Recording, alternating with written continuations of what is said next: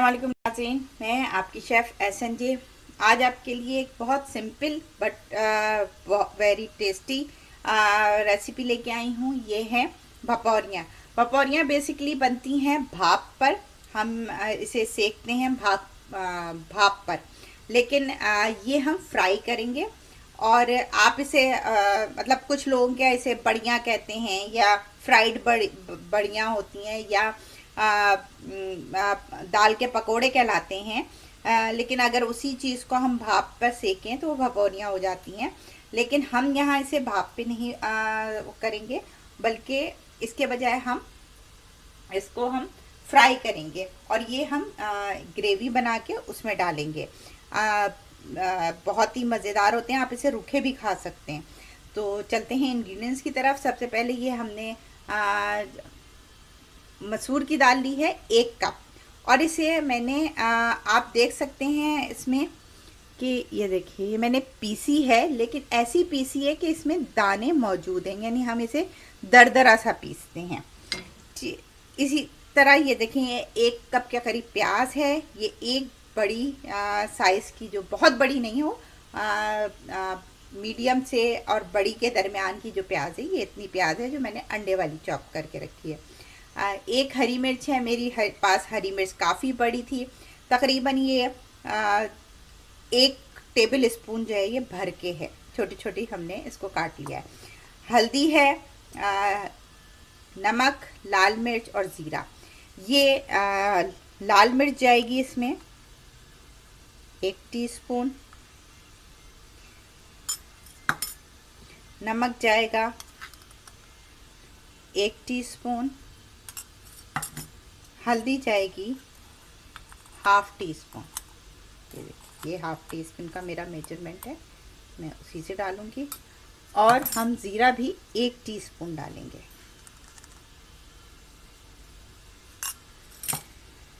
ये हरी मिर्चें हमने इसमें सारी डाल दी, और हम फिर इसमें ये तमाम प्याज भी डाल रहे हैं। इसके 2 पार्ट होते हैं, एक में हम पकौड़ों का तैयार करेंगे और दूसरे में हम इसको जो है ग्रेवी तैयार करेंगे। मैं अभी आपको उसकी ग्रेवी के इंग्रेडिएंट्स भी दिखाती हूँ, और फिर ग्रेवी तैयार करने के बाद हम पकोड़े तैयार करेंगे। इसको हम मिक्स करके रेस्ट के लिए रख देते हैं। अगर आपको ये बहुत गाढ़ा लगे, वैसे ये गाढ़ा गाढ़ा ही अच्छा बनता है, उसकी मैं रीज़न भी आपको फ्राई करते हुए बता दूंगी।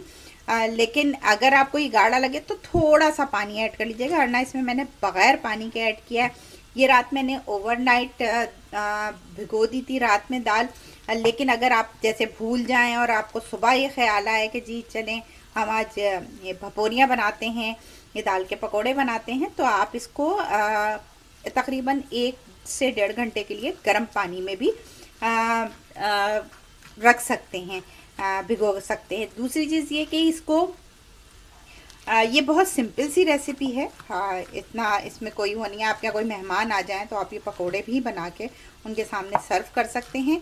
और दूसरी चीज़ ये कि ये क्विक भी बन जाती है। सिर्फ ये समझिए आप, मैं अगर आपको कहूँ कि दाल भिगोने का जो प्रोसेस है वो टाइमिंग कंज्यूम करता है, अदरवाइज़ को पकने में कोई ऐसा ख़ास टाइम नहीं लगता है। ये देखिए मैंने इसको मिक्स कर दिया आपसे बातें करते हुए, और अब मैं आपको ग्रेवी के इंग्रेडिएंट्स दिखाती हूँ और उसकी प्रिपरेशन बताती हूँ, और फिर उसके बाद जो है हम पकोड़े तैयार करेंगे। तो अब ये हम पकोड़े तो एक तरफ का बैटर रख देते हैं और मैं आपको दिखाती हूँ। जी नाज़रीन, हम ग्रेवी बनाएंगे। मैंने ये प्याज तल के रख ली है टाइम के बचत के लिए। मैं आपको प्याज का हिसाब बताती हूँ। ये कच्ची प्याज भी रखी है और ये तली हुई प्याज भी। ये तकरीबन 1.5 बड़ी वाली प्याज है, और ये मैंने आधी आधी कर ली है। आधी प्याज मैंने तल दी और आधी मैंने कच्ची रखी है। 2 टमाटर हैं हमारे पास। ½ कप हम तेल लेंगे। इसी तरह ये हमारे पास धनिया है। धनिया तकरीबन 1.5 टीस्पून जाएगा, क्योंकि हमें उसकी ग्रेवी बनानी है और ग्रेवी के लिए हमेशा हमें धनिया की ज़रूरत पड़ती है। नमक है 1 टीस्पून, लाल मिर्च है 1 टीस्पून, हल्दी ½ टीस्पून, और ये गरम मसाला है, ये भी हम 1 टीस्पून डालेंगे। तो सबसे पहले मैं इसके अलावा, हाँ जी सॉरी, लहसुन अदरक भी इस्तेमाल होगा, जो इस वक्त मैं लाना भूल गई इस वक्त। लहसुन अदरक 1 टीस्पून जाएगा। आ, ये प्याज, टमाटर और तली हुई प्याज, हम तीनों को पीस के अच्छी तरह पेस्ट बना लेंगे और फिर मैं आपको कुकिंग के लिए स्टोव पे दिखाती हूँ।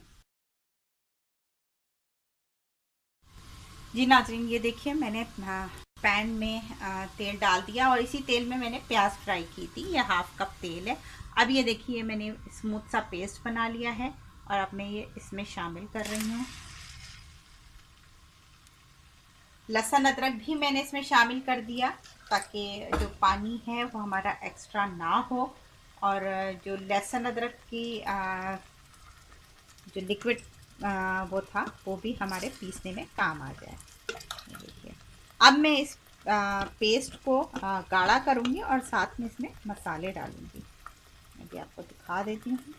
तली हुई प्याज डालने का एक जो रीज़न है वो भी मैं आपको बताती चलूँ कि तली हुई प्याज हम इसमें इसलिए भी डालते हैं कि इससे कलर बहुत अच्छा आता है। और आपने देखा था मैंने थोड़ी सी डार्क कलर की प्याज डाली इसमें। जी नाज़रीन, अब मैं इसमें मसाले शामिल कर रही हूँ। नमक हम 1 टीस्पून डाल रहे हैं। लाल मिर्च 1 टीस्पून। धनिया पाउडर ये तकरीबन हाफ से 2 स्पून तक जाएगा। और ये गरम मसाला पाउडर ये मेरा होममेड है और मैं ये इसकी रेसिपी बता चुकी हूँ मेरे चैनल पे ही नहारी के उसमें शामिल है। ये हाफ टी स्पून मैंने हल्दी डाल दी। अब मैं इस मसाले को गाढ़ा करूँगी और गाढ़ा करने तक पकाऊंगी। ये देखिए नाज़रीन, हमारा जो मसाला है इसका पानी खुश्क मैंने तेज़ आंच पे किया है और अब मैं इसकी भुनाई कर रही हूँ मीडियम टू लो हीट पर। और इसमें हम एक चीज़ डालेंगे जो मैंने उस वक्त नहीं था, ये टोटल ऑप्शनल है, अगर आप लोग पसंद ना करें तो ना डालिएगा, लेकिन हाँ इसमें डालें तो बहुत अच्छी रहती है। ये हरी मिर्चें, 2 हरी मिर्चें, इससे इसमें खुशबू बहुत अच्छी आती है। ये देखिए ये ऑयल देखें बाहर आ चुका है। अगर आपके यहाँ ऑयल मतलब खाया जाता है और कोई हेल्थ इशू नहीं है तो थोड़ा ऑयल बढ़ा लीजिएगा। क्यों? इसलिए कि जब हम इसमें वो डालते हैं पकौड़ियाँ तो ये वो सोक कर लेती हैं और हम इसकी जो यूँ कहना चाहिए मसाले की रौनक चली जाती है। तो इसलिए अगर आप लोग खा सकते हैं तो कोई ऐसा इशू नहीं है, आप इसमें थोड़ा ऑयल बढ़ा सकते हैं। जी नाज़रीन, ये देखें हमारा मसाला बिल्कुल भुन चुका है। अब मैं इसमें पानी शामिल करूँगी। पानी हम पहले इतना डालेंगे जितना हमको गाढ़ा शोरबा चाहिए। इसमें हम ये देखिए ये इतना गाढ़ा शोरबा इज़ परफेक्ट। हमने इतना पहले पानी डाला, अब इसे पका कर हम इसमें से आधा सालन अलग कर लेंगे। मेरी कोशिश होती है मैं आपको ईच एंड एवरीथिंग बताऊं। उसकी वजह ये है कि हम आधा जब शोरबा अलग कर लेंगे और फिर हम इसको यानी जितनी क्वांटिटी इस वक्त है इतनी ही क्वांटिटी में हम पानी डाल के और इसको पतला बिल्कुल कर लेंगे। उससे ये होगा जब हम पकौड़े डालेंगे, पकौड़ियाँ डालेंगे तो वो जो सूप सोक करती है तो पानी सोक कर लेगी और वो उसका टेस्ट जो है वो सोक कर लेगी।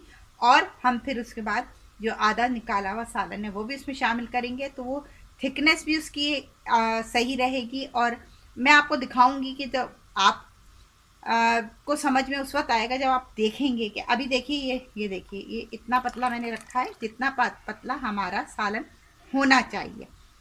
अब मैं इसमें से जब आधा निकाल लूँगी, जब ये इसमें बॉयल आ जाएगा तो आधा निकाल लूँगी और फिर जब मैं इसको पकोड़े डालने के बाद डालूँगी तो आपको अंदाज़ा होगा कि उसका क्या रीज़न था।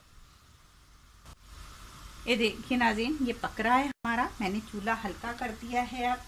और अब मैं इसमें से आधा जो सालन है वो निकाल लेंगे। ये देखिए, हमें इतना ही गाढ़ा इसको बाद में चाहिए। जब हम इसको सर्व करेंगे तो हमको इतना गाढ़ा ये होना चाहिए।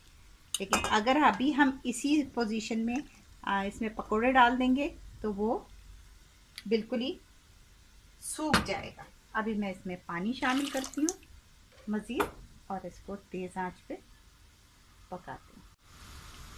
ये देखिए नाज़रीन, इसमें मैंने पानी डाल दिया और अब ये कितना पतला हो गया, ये देखिए अब कितना पतला हो गया। अब हम इसमें पकोड़े डालेंगे तो ये फिर दोबारा गाढ़ा हो जाएगा और क्योंकि वो सोख लेंगी और हम फिर उसमें वो जो हमने निकाला हुआ वो है वो इसमें शामिल करेंगे तो इसकी थिकनेस प्रॉपर हो जाएगी। अब मैं इसको बस पकने के बाद चूल्हा बंद करती हूँ और फिर मैं आपको पकोड़े तल के दिखाती हूँ।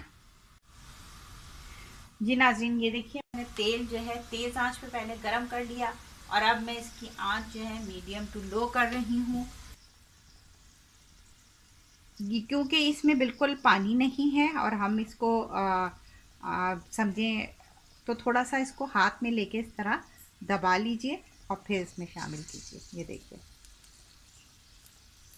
इस तरह, ये देखिए इस तरह दबा लें थोड़ा थोड़ा और फिर अब इसमें आप डालते जाएं। ना आपकी पकोड़े बिखरेंगे और ना क्योंकि मैंने दाल आपको दिखाई थी कि मैंने थोड़े दाने यानी दरदरी सी रखी है। बहुत बड़े पकोड़े नहीं बनाएं, ये भी याद रखें, क्योंकि आप अगर बड़े बड़े पकोड़े बना देंगे तो फिर वो आपके लिए ही मुश्किल बन जाएंगे, क्योंकि वो फूल के मज़ीद बड़े हो जाते हैं। ये देखिए नाज़रीन, एक बैच में उतार चुकी हूँ और ये जो बाकी का बचा था उससे ये हैं तकरीबन तैयार हैं और ये अब मैं इसमें शोरबे में शामिल करूँगी। मैं चूल्हा बंद कर रही हूँ और मैं इसको इसमें निकाल रही हूँ। आप इसमें देख सकते हैं कुछ दाल के दाने भी नज़र आ रहे हैं, बिल्कुल बारीक नहीं है। पेस्ट नहीं करना आपने दाल को, हमेशा याद रखिए। पेस्ट कर दिया क्योंकि पहले ज़माने में ये सिल पे पिसते थे और सिल पे जो है वो थोड़ा इसको दरदरा ही रखा जाता था, मोटा मोटा। तो ये देखिए ये मैंने निकाल लिया। मैं आपको इसको पैन में दिखाती हूँ। ये देखिए नाज़रीन, ये मैंने पहले के डाले थे और ये तकरीबन 10 मिनट हो चुके हैं इसे डले हुए, लेकिन ये कहीं नहीं बिखरे हैं और ये थोड़े से मोटे भी हो गए और ये टूटते नहीं हैं। और ये बाकी के अभी जो मैंने फ्राई किए हैं मैं उनको भी शामिल कर रही हूँ। बाकी चूरा है वो हमने हटा दिया। और अब देखें मैंने जो पहले इसका शोरबा पतला किया था, अब देखें कि अब काफ़ी गाढ़ा हो चुका है और ये मज़ीद जो मैंने डाले तो ये मज़ीद गाढ़ा हो जाएगा और इसको थोड़ा सा हम पकाएंगे। मैंने चूल्हा ऑन किया है। जी नाज़रीन, ये देखें ये पकने लगा और अब मैं इसका देखें ये इसमें मैंने जो डाले हैं इसको अब मैं चूल्हा बंद करके ढक्कन लगा के चूल्हा बंद करके 10 मिनट के लिए छोड़ दूँगी। जी नाज़रीन, ये देखिए 10 मिनट गुजर गए। सालन की शक्ल अब भी बहुत प्रॉपर है, उसमें कोई ऐसा नहीं हुआ, वरना नॉर्मली लोगों का जो उसका शोरबा होता है वो सारा चिकना पी लेता है भपोरियाँ और वो उसमें रौनक ख़त्म हो जाती है। लेकिन आप ये देख सकते हैं और जो है ये भी फूल गई हैं। अब मैं आपको इसको डिश आउट करने का तरीका बताऊंगी, क्योंकि हमने आपको पता है कि शोरबा अलग करके रखा था, वो अब भी अलग ही है। मैं आपको दिखा दूं, आप ये सोचें कि मैंने भी शायद वो मिक्स कर लिया है, वो अब भी अलग है। तो मैं उसको आपको तरीका बताऊंगी कि वो उसे हम किस तरह मर्ज करेंगे, तो वो मैं आपको दिखाती हूँ। उसमें मैं 5 मिनट के लिए और अभी छोड़ रही हूँ। ये लीजिए नाज़रीन, आप देख सकते हैं इसका कलर भी कितना अच्छा है और ये कितना मुनासिब है और ये सारा तकरीबन शोरबा इसने सोख लिया है। अब मैं आपको इसको सर्विंग करने का तरीका बताती हूँ। ये देखिए मैंने सबसे पहले इसमें ये जो पकौड़ियाँ हैं ये शिफ्ट की। ये गर्म हो चुका है, मैं चूल्हा बंद कर रही हूँ और अब मैं इसको ये देखिए आप देख सकते हैं कि मैं इसको ये इसके साथ में वो जो शोरबा मैंने निकाल के रखा था वो इसमें शामिल करूँगी। ऊपर से मैं आपको इसको शक्ल दिखा देती हूँ, देख सकते हैं आप। और हरा धनिया गार्निशिंग के लिए हम ऊपर से डाल रहे हैं।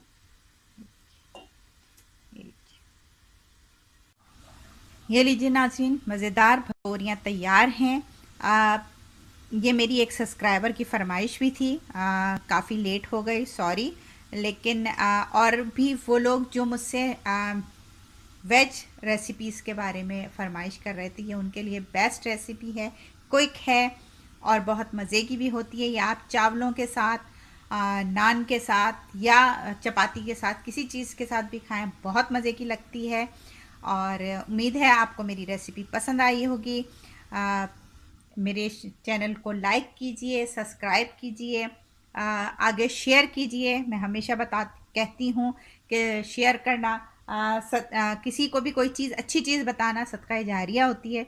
तो ये सदका जारिया भी आप कीजिए, आगे लोगों को अच्छी चीज़ बताइए। तो इंशाल्लाह हम फिर मिलेंगे नेक्स्ट वीडियो के साथ। अल्लाह हाफिज़।